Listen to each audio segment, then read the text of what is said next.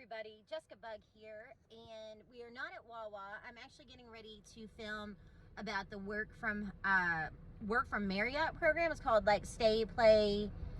I don't remember the other part, but anyway, I think it's Day Stay Play situation that they have going on. It's really cool.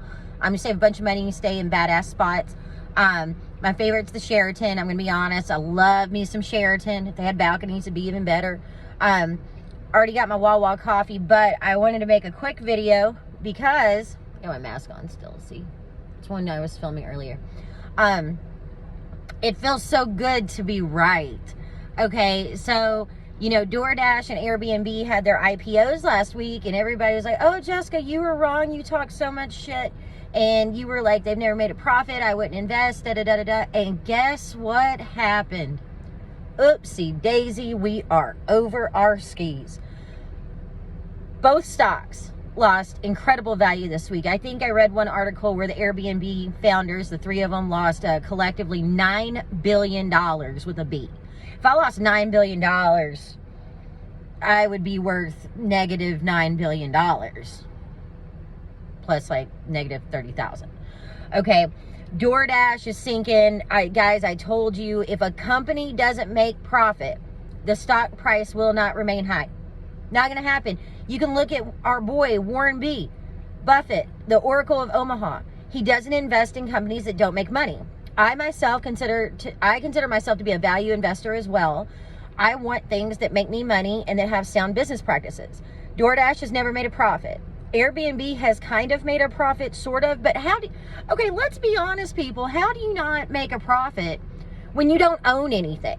You have no operating cost minus an app, which costs nothing, and then some IT people, which cost, you know, several $100,000, maybe $1 million. Maybe let's say we're going to pay some IT department $1 million, okay, to make sure the app doesn't mess up. That's it, man, and some taxes. And I'm going to tell you right now, if you are a company owner, I'm looking at you, DoorDash and Airbnb. If you own a company like that where you make no product, none, you own no property, none, you have nothing else, like literally you're making money for simply giving people the access to things, and you can't make money, get out of here. These people had to be rich from the jump, because poor people don't do shit like this. Poor people do not make companies that don't make money. They don't. It does not happen. So I am holding true on do not buy DoorDash, do not buy Airbnb, do not buy any of these gig economy crazy stocks. If a company doesn't own anything, guess what? Guess what? It's not really worth anything. It's fairy dust, like from Wolf of Wall Street. It's made up. If you can't make a profit and you have no overhead, essentially no overhead, you have no brick and mortar expense, you have no production cost, and you can't make money, you cannot show a profit, well, then you're running a shell game, man.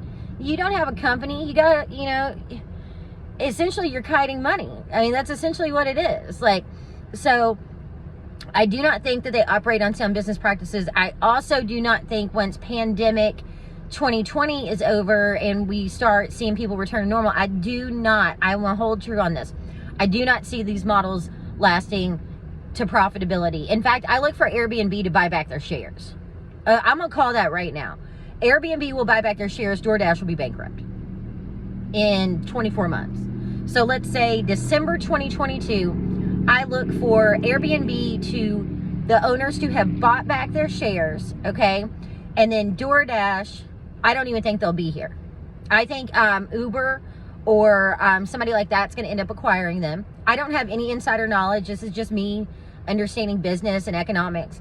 The other thing for you all to remember is when a company goes public, they don't always go public because they're a great company, and they just want to share the wealth. That's not the way it works. A stock for a company is a form of debt.